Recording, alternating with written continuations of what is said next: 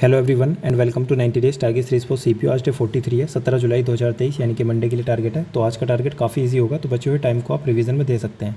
बात करते हैं अपने टारगेट की, तो मैथ में एक सेक्शन मॉक देना है टेक्स्ट बुक एप्लीकेशन पर, फिर उसको बहुत अच्छे से एनालाइज करना है, अपने वीक टॉपिक्स को पहचानना है। दो कैटेगरी का मतलब एक कंप्लीट और एक अनकम्प्लीट। मतलब कि कुछ चैप्टर्स ऐसे हैं जो आपने ऑलरेडी कंप्लीट कर लिए हैं 90 डेज टारगेट सीरीज में, अगर फिर भी वो क्वेश्चन गलत होते हैं तो आपको यहाँ पर लिखने हैं। जो अनकम्प्लीट है जैसे कि ट्रिग्नोमेट्री, ठीक है, एलजेब्रा, ज्योमेट्री, वो आपको यहाँ पर लिखना है। ठीक है, अब आपको करना क्या है, जो भी आपने कंप्लीट किए हैं चैप्टर, जैसे कि मान लो CISI, प्रॉफिट एंड लॉस या मेंसुरेशन, ये चैप्टर्स हमने ऑलरेडी पढ़ लिए हैं। अगर फिर भी इनसे क्वेश्चंस गलत होते हैं तो आपको वजह पता होनी चाहिए कि किस वजह से क्वेश्चंस गलत हो रहे हैं। जैसे कि एग्जांपल CI का अगर क्वेश्चन गलत होता है, ठीक है, तो आपको पता होना चाहिए कि कैलकुलेशन की वजह से गलत हुआ, या मेरी माइनर मिस्टेक थी, या मैंने ये क्वेश्चन छोड़ दिया क्योंकि मुझे इसका कॉन्सेप्ट क्लियर नहीं था। तो आपको पता चल गया कि मेरा CI यहाँ पर वीक है पढ़ने के बाद भी, तो आपको फिर दोबारा से इसका रिवीजन करना है। और ये चैप्टर सबके अलग अलग हो सकते हैं, किसी का CI स्ट्रॉन्ग है तो उसका मेंसुरेशन वीक हो सकता है। इसी तरीके से जो आपने पढ़ लिया है, अगर उसमें से भी गलतियाँ हो रही हैं और होती भी हैं, तो आपको वो चैप्टर्स भी अलग लिखने हैं। ठीक है, इस तरीके से बहुत अच्छे से एनालाइज करना है, अपनी परफॉर्मेंस का एक तरीके से रिकॉर्ड रखना है अपने पास। अब बात करते हैं इंग्लिश की, तो इंग्लिश ग्रामर में वॉइस करने हैं। वॉइस मतलब एक्टिव पैसिव। तरुण ग्रोवर सर की टोटल 4 वीडियोज़ हैं यूट्यूब पर, उनमें से आज 2 कंप्लीट करनी है, बची हुई कल करेंगे। नीतू मैम की बुक से भी आप कर सकते हो। वोकैब में आपको 20 इडियम फ्रेज और 30 सिनोनिम याद करने हैं। कोई भी प्रीवियस ईयर बुक से आप याद कर सकते हो 2018 से 2022 तक के। रीडिंग कॉम्प्रिहेंशन में एक आर्टिकल रीड करना है इंग्लिश माध्यम टेलीग्राम चैनल से। फिर उसके बाद पैसेज, क्लोज टेस्ट और PQRS, ये आपको प्रैक्टिस करने हैं।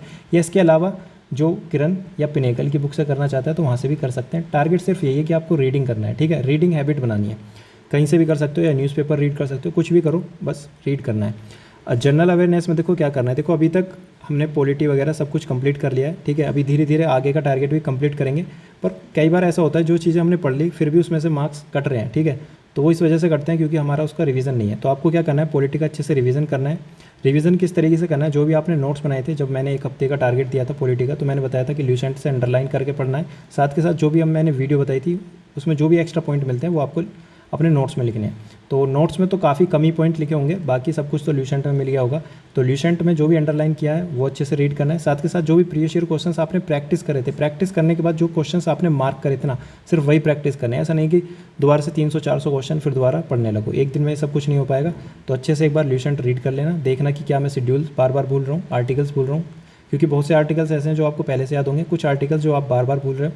ठीक है, वही आपको रिवाइज करना है। ऐसा नहीं है कि सब कुछ आप पढ़ने लग जाओ। ठीक है, ये सबका अलग अलग होगा, अपने आप खुद पहचानना है, तभी आगे बढ़ोगे। बात करते हैं रीजनिंग की, तो रीजनिंग में एक सेक्शन मॉक देना है प्रीवियस ईयर टेक्स्ट बुक पर। इसमें भी सेम मैथ की तरह आपको कंप्लीट और अनकम्प्लीट एक तरीके से अलग अलग पहचानने हैं अपने वीक टॉपिक, फिर लिखना है। ठीक है, अब बात करते हैं अपने डेली टारगेट की, तो 8 घंटे प्लस का अपना डेली टारगेट है, इसको अच्छे से फॉलो करो और कंसिस्टेंट